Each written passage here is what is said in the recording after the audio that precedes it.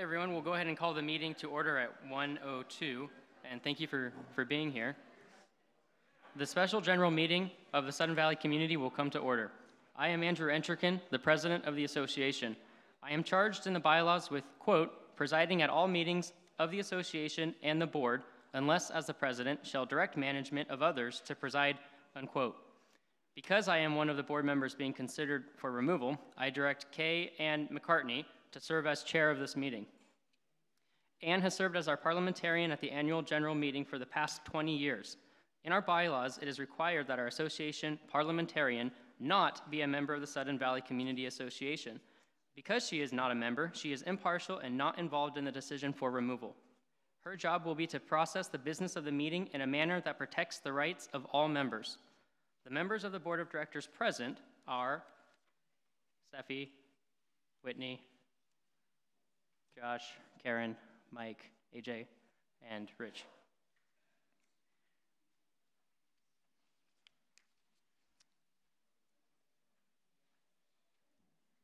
Director Whitney Pierce will serve as Secretary Pro Tem in the absence of our Secretary.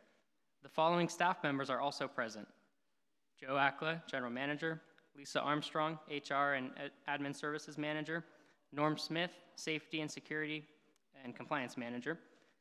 Now I turn the meeting over to the Chair Pro Tem, Ann McCartney.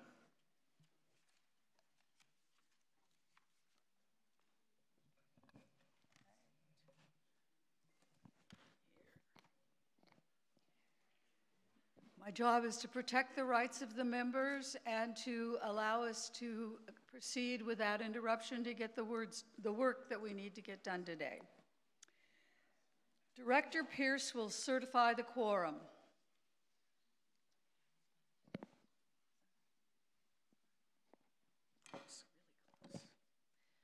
Thank you. As of 1:00 p.m., the minimum requirement for the quorum of 50 members present in person was met. Okay. A quorum is present, and Director Pierce will report on the proof of notice of the special general meeting. The notice of the special general meeting addressed to all members at the address on record at the Association Administration Office was placed in the mail on January 6, 2020. In my hand is the notice addressed to the Secretary that was received by her on January 8, 2020.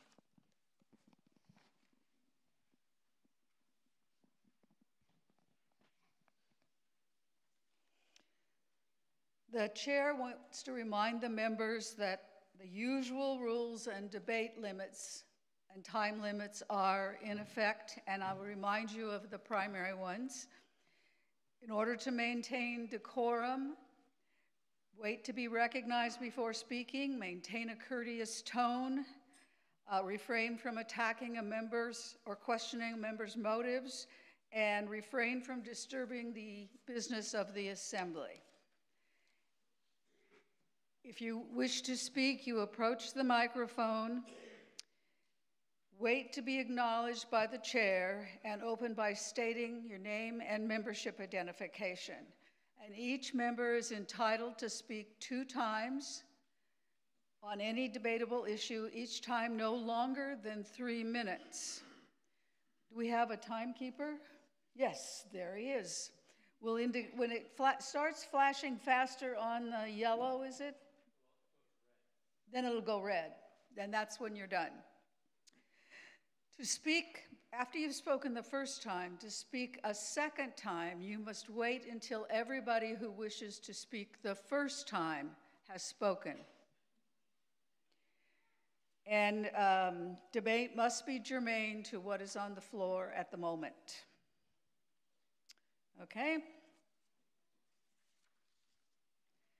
And according to our bylaws, no other business can be transacted at this meeting except as were stated in the notice. You received the Board of Director removal petitions in your elections packet. The articles 3, Section A, Section 5 in the bylaws provide that a director whose removal will be considered at any annual or special meeting shall be given the opportunity to be heard at the meeting. And as we heard at the town hall, when these bylaws were written, members voted only at the meetings and weren't able to vote by mail. Since voting by mail means that most members have voted before they come to this meeting, or they just don't come to the meeting and just send their ballots in. So the board gave the opportunity to have the town meeting to hear from the removal petitioners and the board of directors proposed for removal for comments and questions, and it was available on YouTube. That was to enable us to follow the spirit of the law so that you had information before you voted. We will now follow the letter of the law and allow any of the board members being considered for removal the opportunity to speak at this meeting. It's their choice whether they wish to speak or not. Do any of the board members considered for removal wish to speak?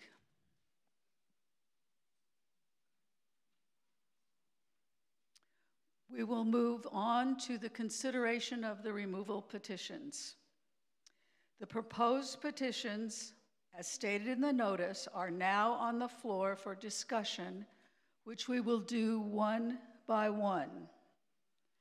Remember, no motions or amendments can be given because it's essential that those of you who vote today have the same thing that the people who mailed their ballots in voted on. So, petition number 1. Shall SVCA Board Director Leslie Roberts be removed by a vote of the membership? Is there discussion?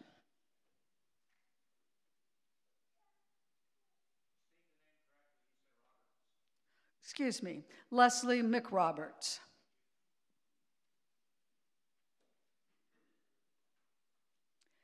Petition number 2. Shall SVCA Board Director Andrew Etrican be removed by a vote of the membership? Is there discussion?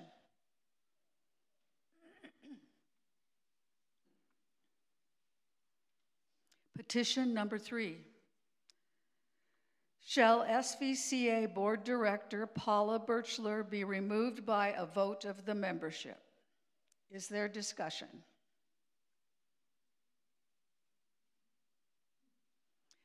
Petition number 4. Mike D'Angelo.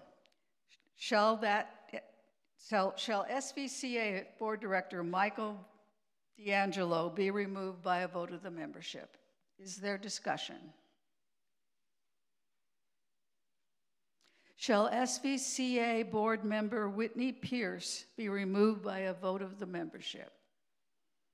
Is there discussion?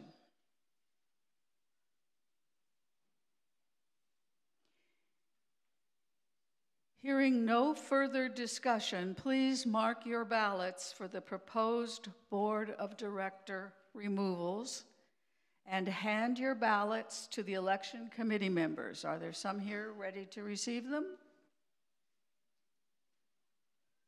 Go get them. Okay. How many people have their ballots still to turn in? Okay, then we'll get that up here very shortly.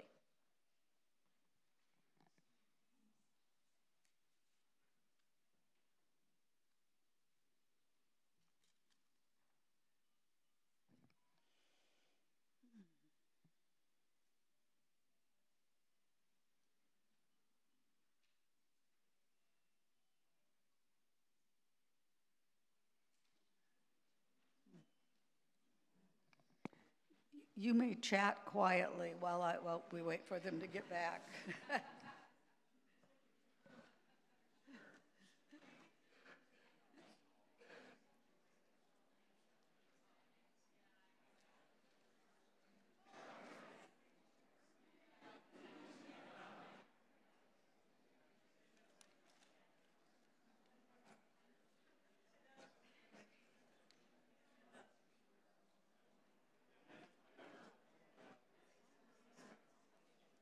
the ballot boxes?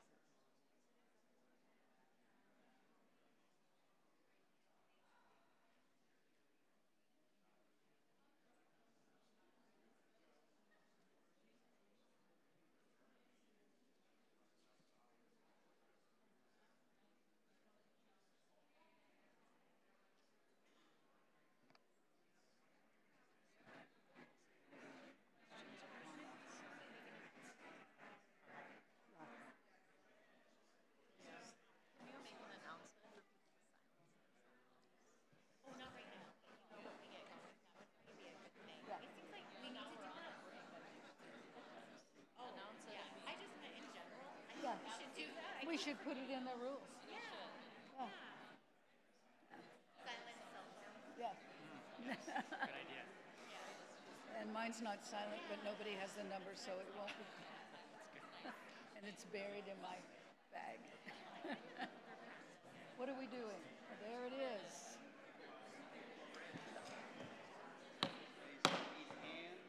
We're ready to collect the ballots.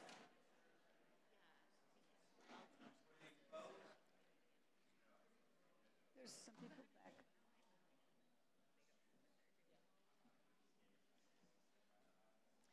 If you have a vote to be collected, please raise it so that Larry can see. Nope. Has everybody who's voted who wants to. So the polls are closed.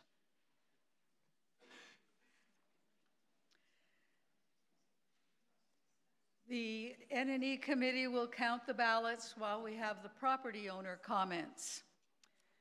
So we're ready for property owner comments, and you can line up behind this microphone so there's not a long wait while we wait for people to come from their chair.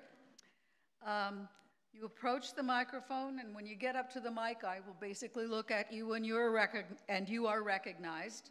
State your name and your address. This is not a time for questions to the board. This is a time for members to make comments, which will be compiled as an addendum to the minutes of this meeting and provided to the board for follow-up as needed. Remember that no additional business can be conducted. Anyone wish to make comments?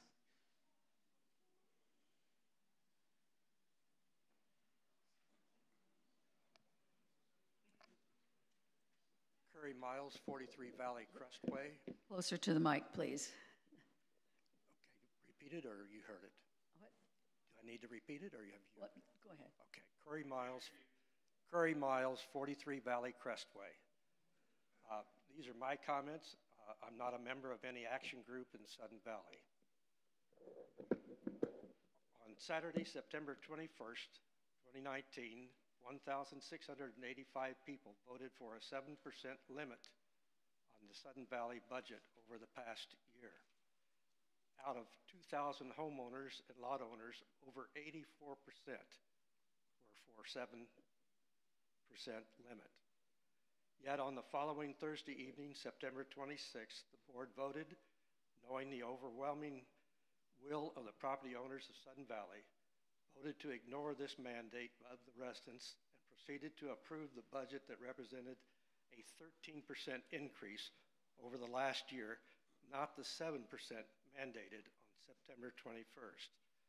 I understand that technically under the current state laws, the board's action in September 26th was legal, but this in no way reflects the overwhelming will expressed by 84% of the owners who voted. Further, I understand that much time and energy was spent on developing the budget last summer, but you, the board at that time, also knew officially that last July 25th that it was quite possible that the 7% annual budget limit might become a reality. Good responsible leadership required that an alternative budget would be prudent to fall back on for that scheduled Thursday, September 26th board meeting. This made 62 days between the July 25th notice to the board officially requesting a vote for the 7% maximum limit at the, uh, and the September 26th meeting. Between these two dates, again, 62 days advance notice were actually given to the Board of Directors, which was sufficient time to prepare an alternate budget for approval by the board for the September 26th meeting. The board was not willing to recognize and honor the overwhelming 84% mandate of the September 21st vote. This is why the amazing majority of Sudden Valley property owners felt betrayed and then rightly endorsed the recall effort. I hope after this recall vote today, that whatever the outcome on the board makeup becomes, that there will be a new 2020 budget, a total amount of $140.57 monthly dues, which includes $472 for special park assessment. This revised budget could be approved by sometime in late March. This can and should be done. The residents of Sudden Valley have legally and rightly expressed their will again today. Now it is up to you, the board, to act responsibly. It's a matter of trust and of common sense. Thank you.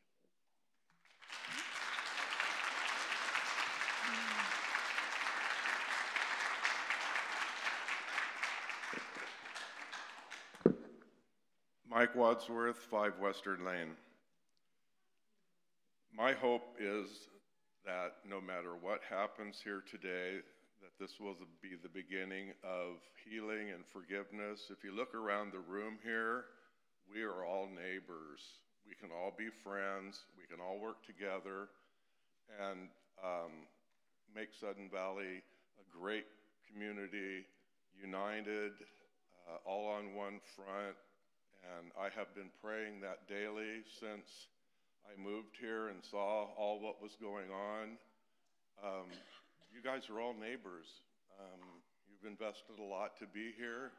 You've woken up more or less on your voting.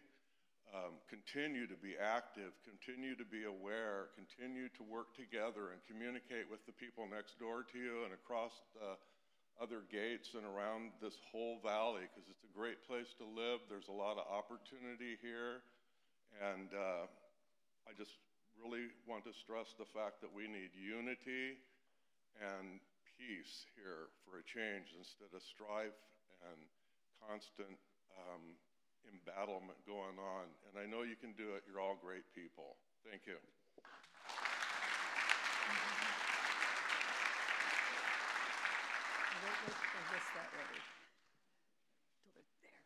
Adrienne Pratt, Cascade Lane. I would like to make the point, I was down in the counting room just now. I don't know what the result of this is going to be. But I do want to say that I think that what we do know is that there has been a massive turnout for this count, like there was for the AGM, like there was for the SGM before that. And I think that indicates that something really has changed in Sudden Valley, whether this vote goes our way or the other way. People are aware and people are voting now. And I want to make an appeal to you. I think the reason for that is Wakaiowa. Okay, I think people were fine. They were relaxed when dues were $67, maybe when they were 80, but we're up at $144 now. People are no longer relaxed. And Wakaiowa has brought that on us.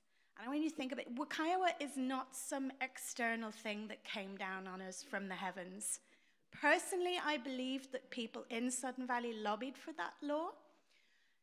Whether or not that's true, Wakaiowa is referred to the budget provisions as the Sudden Valley Fix. We're the biggest HOA in Washington, probably in Pacific Northwest. That legislation was written for us. It's in our power to get it changed. I want to see Sudden Valley lobbying to get that budget provision in Wakaiowa changed, okay? I firmly believe that even if the vote doesn't reach the very high bar of 2/3, you're probably going to get a message that people are dissatisfied. And I think Wakaiowa is the reason for that, and I want to see you take that seriously. I want to see Sudden Valley lobbying in Olympia to get that law changed, please.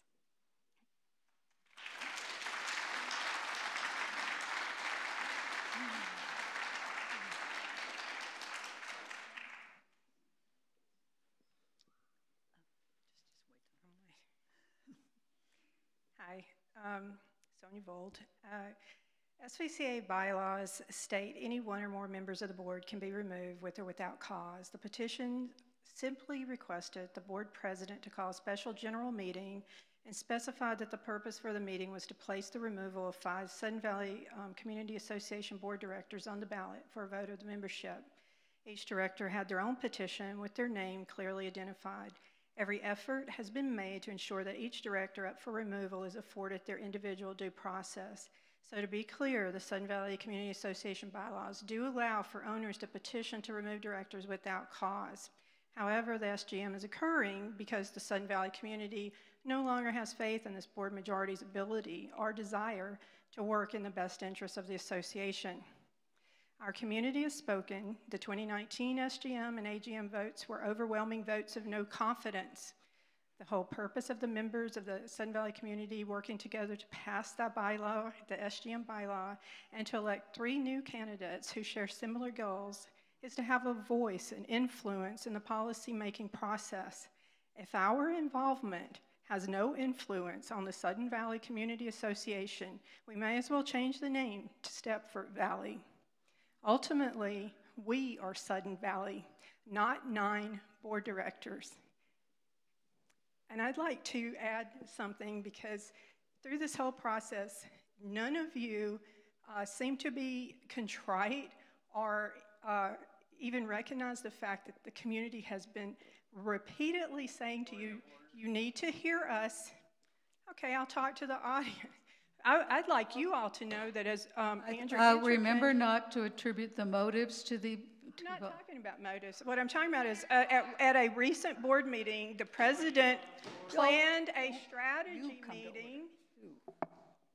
And in that strategy, what the plan is to continue this corporate governance scheme and have our attorney continue to plan the future of this community. This community needs to plan our future. You aren't listening to the community.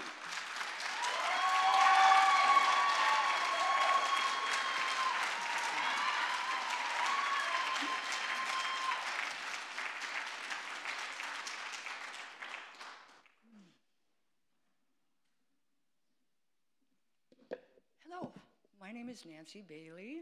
I live at 109 Windward Drive, and my husband and I have lived here since about 1992. Is there anybody else out here that's been here that long? I see a very small percentage of hands. Get closer. I see very few hands in the audience. Pardon? I ask how many people, I said my husband and I have been living here since about 1992, and I wondered how many people here today have been here that long.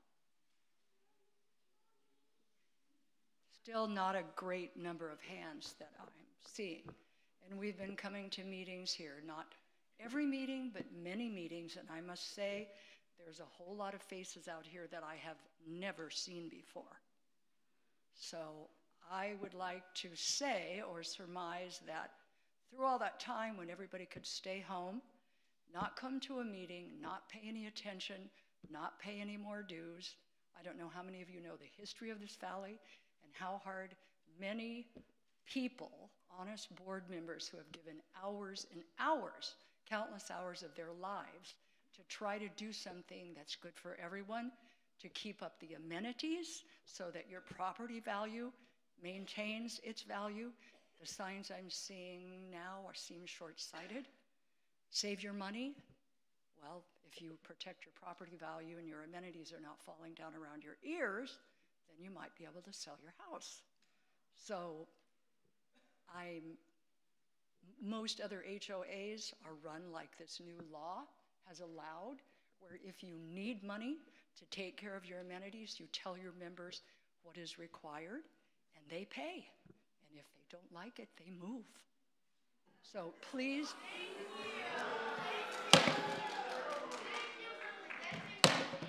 I am simply telling you. Please stop a moment. We will not have outbreaks. We will stop and we will wait until it is quiet. That is disturbing the peace of the assembly and interrupting the business. You may continue. It was not my intention to do that. I'm simply telling you how other HOAs work. And we're big, this kind of discontent has been going on forever. I just wanted to speak for all the people over the years who have tried to do so much and were unappreciated. Thank you.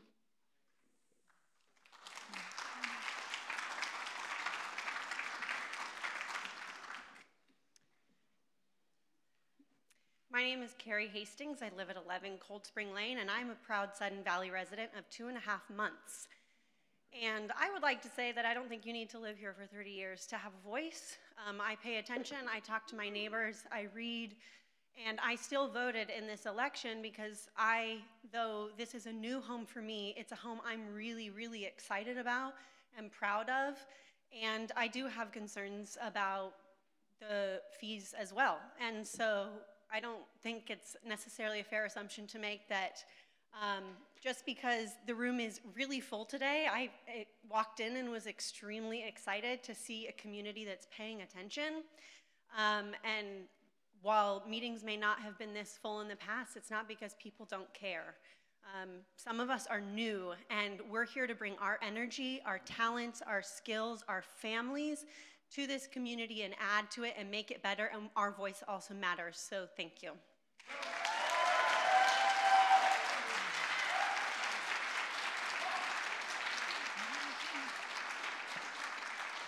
Hello, neighbors. Hey, my name is Brian Terry. I live in 109 Grandview Lane here in Gate 2. First of all, I just want to say, me and my wife, we bought a home here in January 2018. We absolutely love Sudden Valley. We love the home that we purchased. But I can honestly say that we are not happy with the situation that we're in right now. This is kind of a rebuttal to what the kind lady said a little earlier about if you don't like it, move. Well, here's the deal. There's a lot of people here, hardworking people here, who are maybe on fixed incomes. And I think right now this situation is really endangering people's livelihood. You know, and I get it, life's not fair, but the thing about it is there's some people who've been here since, 30 years, or maybe even longer. Consider the people. The people make this community, not a group of people. We are Sudden Valley here. And the thing about it is, if you look around Bellingham, there's a large group of homeless people in this community. By doing something like this, there's a strong possibility that there may be someone in this group impacted by that. You're driving people out of our homes, the livelihood of these people. Please think about that. Thank you.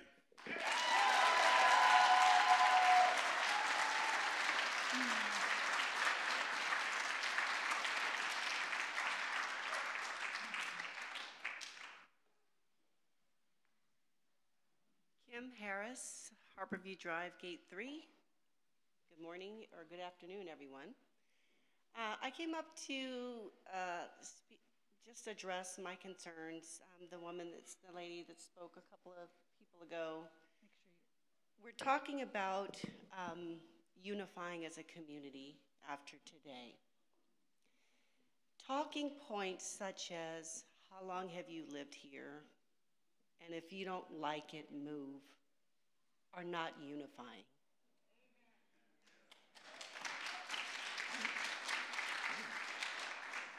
I have a business where I do diversity and bias awareness training, and I talk about colonialism. Comments like those are colonialism. They stem from, I've been here longer than you, so I know better. And it's not true. The people that have been here the longest are Native Americans.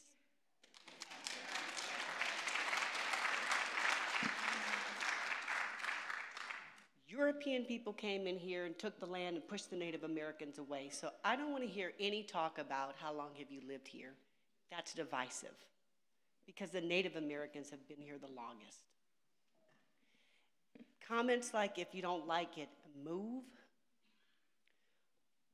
are just plain rude and wrong. We are all living here.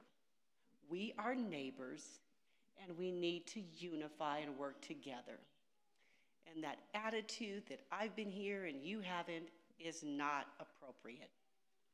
If we're going to come together, we need to vote, respect the outcome of the vote, and put people over property. Okay?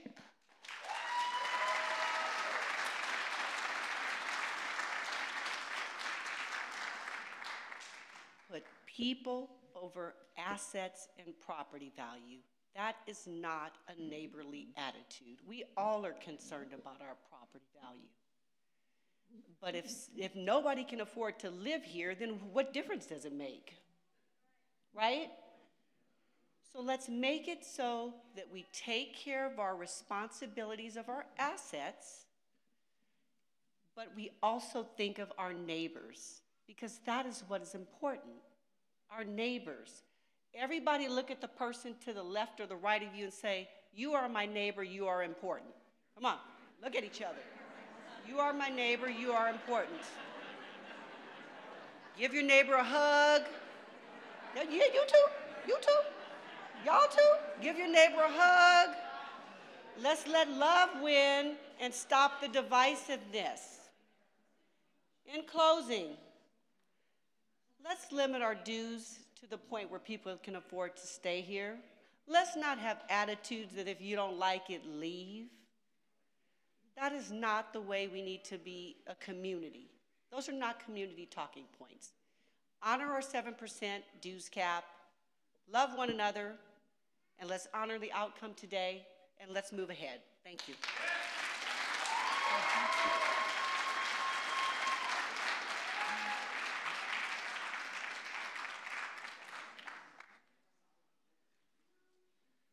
Good afternoon. My name is Sears Taylor, 22 Windward Drive.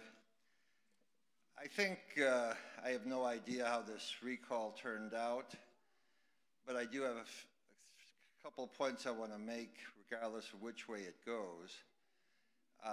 Even though I voted for the recall, I highly respect people like Mike D'Angelo, some of the knowledge I've seen, the dedication on the board. This is not about those of us who voted for recall questioning anyone's dedication.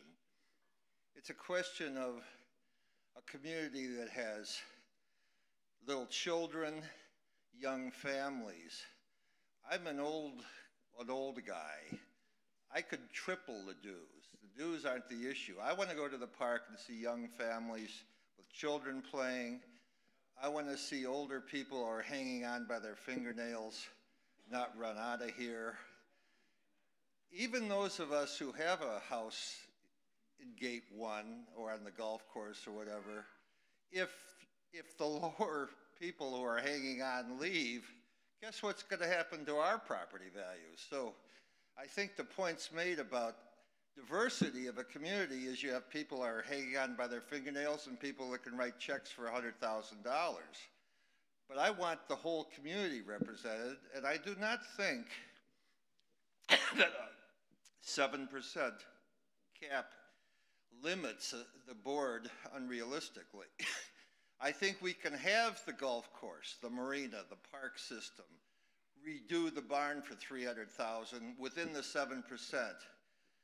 But when I get totally outraged is when I hear rumors of a $7 million rec center. If you want to have a wedding, bar mitzvah, whatever you want to have, go into town and have it. Don't expect me to pay for a $7 million building.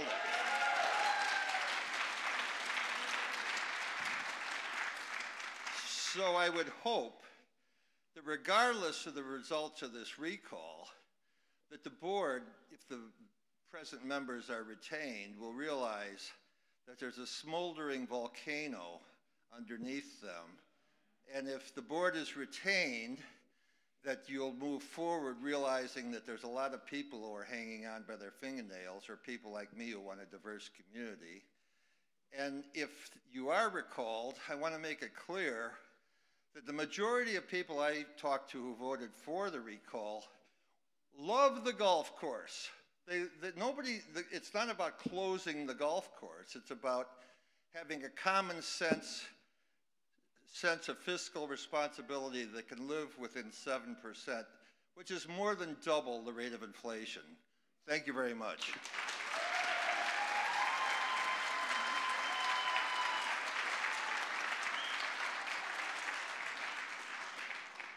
Hi, Dirk Elliott, 3 Birdie Lane, pass head of NNE, 1989. My wife and I moved here in 1985. Our children enjoyed a nice arena. There was a full downstairs section for kids to come to. There was always things that could be done. Went forward on the board, finally got new playground equipment out here.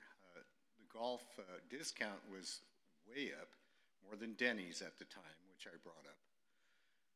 And, you know, I have friends that live south down in Eagle Ridge in Snohomish. They separated the golf course from their community.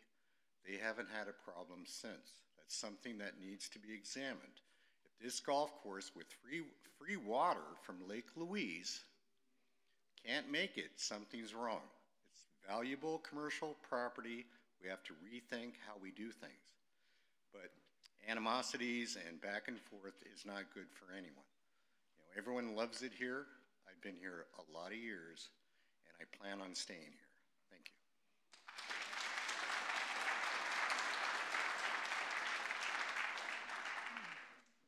you. Good afternoon. My name is Richard Harder. I live at 172 Polo Park Drive. My wife and I moved back up here from California in September. I'm a proud graduate of Western Washington University. And when I was here back in the 60s, I loved Bellingham. And when we decided we needed to find a final place where we were going to live, we chose Bellingham. And Sudden Valley, to us, is heaven. I've heard some comments today about community.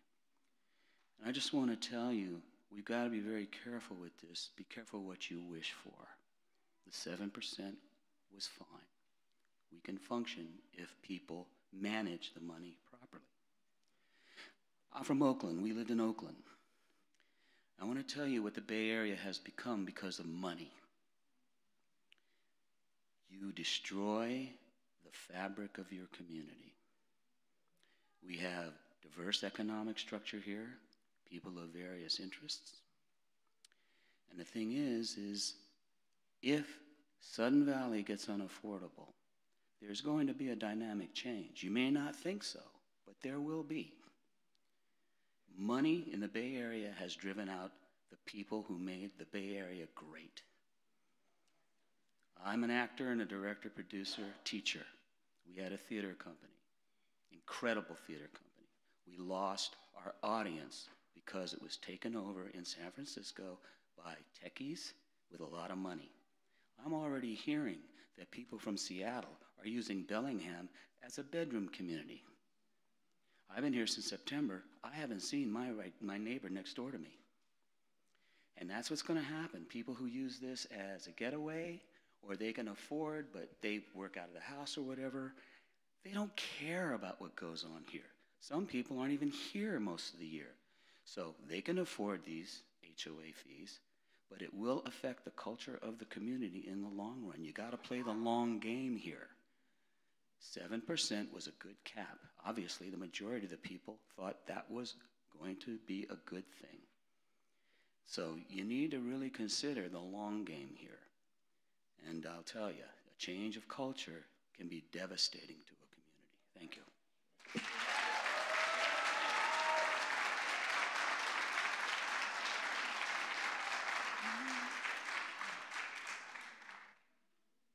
you have to hit the, thank you. I'm Anastasia Lundholm from 22 Horseshoe Circle, and my comments today are simply about my head scratching that I've been doing since I moved here about amenities. Amenities are important to me because they're the character of this community. This dance barn is something that is so special and so unique, and it brings us back to our roots as a farm. It's the structure that we can identify with as the ranch that this place was. When I first moved here, we had somebody come out immediately to look at our gutters and to clean our roof. And then I drove up to the parking lot out here, and I pulled up in front of that big barn that's falling apart now, and I looked at the roof and I thought, that roof is a mess. And with that amount of moss, it's been growing at least 10 years without attention. That got my attention. And on the door, there was it was someone's office. Somebody used that structure and it was so ill-maintained. I scratched my head, but I was new here and I didn't think about it. I just thought, oh well. And then a friend said, oh, you want to teach classes? You should teach your classes in the rotunda. The rotunda is a beautiful space. And then I looked into the rotunda and it was closed. And it was closed for years, never maintained. And then it had to get torn down. And there are a lot of things like this that make me scratch my head, because what my concern is fiscal responsibility and preservation of our assets, maintaining our character as a community as is financially feasible, and shepherding wisely our resources. So when I hear about $738,000 being paid for a sprung structure, it's not even a maintenance building, I scratch my head. There are so many things that make me scratch my head here. It's crazy making. And so I just want to say that amenities are important and our structures are important, and shepherding our resources appropriately and using them wisely, not allowing the library to be built in a barn that then has powder post beetles and has to be completely torn down. And then we lose our adult center. I mean, it just boggles the mind. And so I want to be assured that things are transparently communicated, that maintenance needs that are not able to be taken care of are communicated about. The state of our structures, like this barn, has been rated structurally sound within the last 2 years. So why are we talking about tearing it down and building something and borrowing millions and millions of dollars that my children and grandchildren are going to be paying off?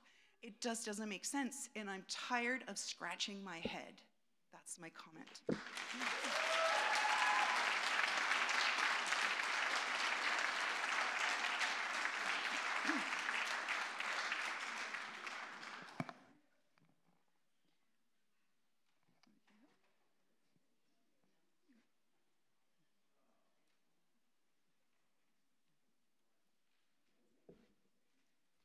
Clive Allen, 9 Strawberry Canyon Court,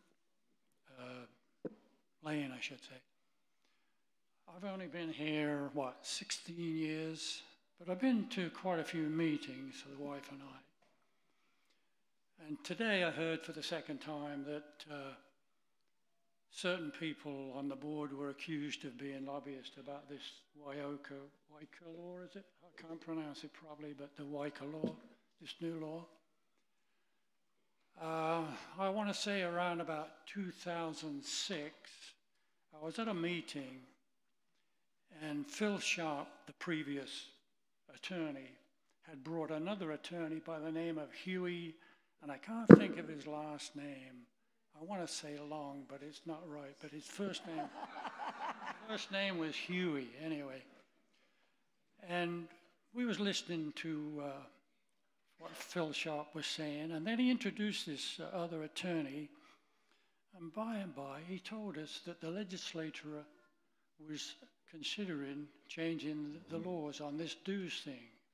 It wasn't Eric Trower, it wasn't Larry Brown, it was the legislature. We had nothing to do with it. It was a surprise out of the blue. So I just want to get the facts right. For the second time I heard it today, it's not correct. What I've just told you is what I heard with my own ears, and it wasn't anybody on this board that did anything to create the new law. Thank you.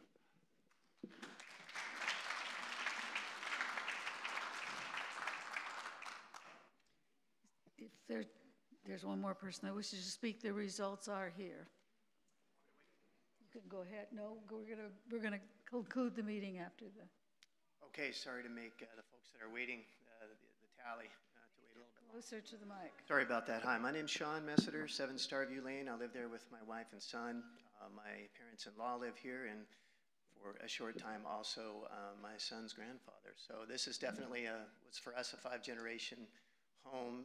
Moved here 20 years ago, don't count that against me, please. I was new once, and I appreciated the fact that folks welcomed me as a new person with ideas just as I do now.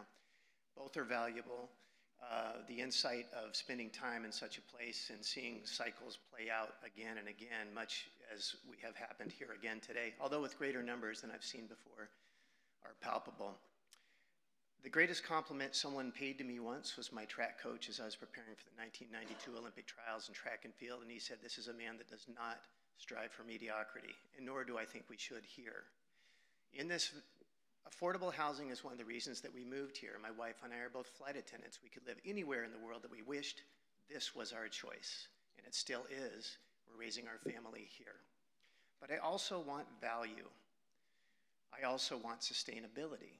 And so that's why in 2008, I precipitated a petition for a special general meeting, but the goal was much different. It was actually to raise the dues because in our view, traveling the world the way we do on a weekly basis, we felt that it was underfunded and in danger. At that time, we had a record turnout and a record vote in favor of dues increases. So I recognize that this creates a strain, but my question is, for those who need affordable housing, not choose, but need affordable housing, where else are they going to go? Because even if the dues doubled, the price of a mortgage and taxes in town would supersede that. So I know that people here, some who have been villainized, were part of a campaign fund to help people meet that standard if the standard was raised, because I believe it can be affordably done for all of us.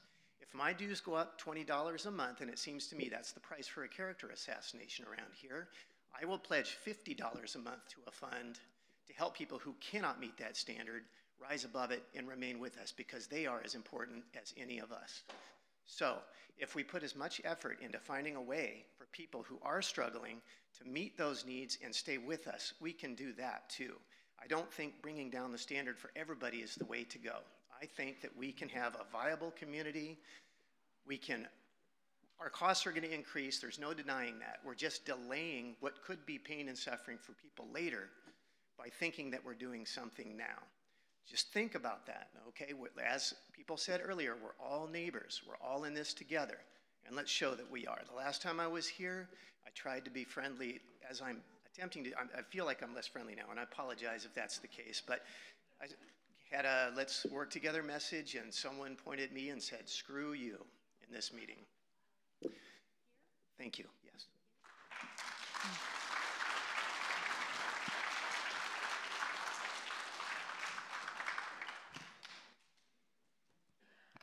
It's clear this is a crowd with much passion. And as we announce the results, we're going to do them petition by petition. And we have another big piece of business after that is announced, and we see what the conditions are of how many board of directors were removed and how many were not. We need to talk about the implications of that. And then we need to adjourn the meeting, or if there are there going to be any other announcements? No. So then we'll adjourn the meeting, and then please please react. I beg you to be civil and let the results be given. Let us talk about what the next steps are and adjourn the meeting. Okay,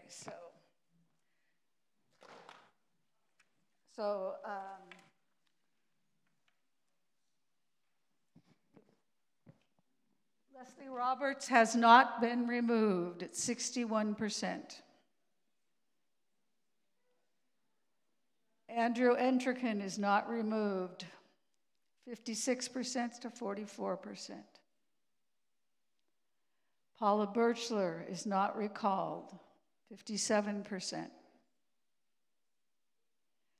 Mike D'Angelo is not recalled, 58%. Whitney Pierce is not recalled. That is the result of the vote. And the implication of that is you still have a quorum for your board, and there are no vacancies.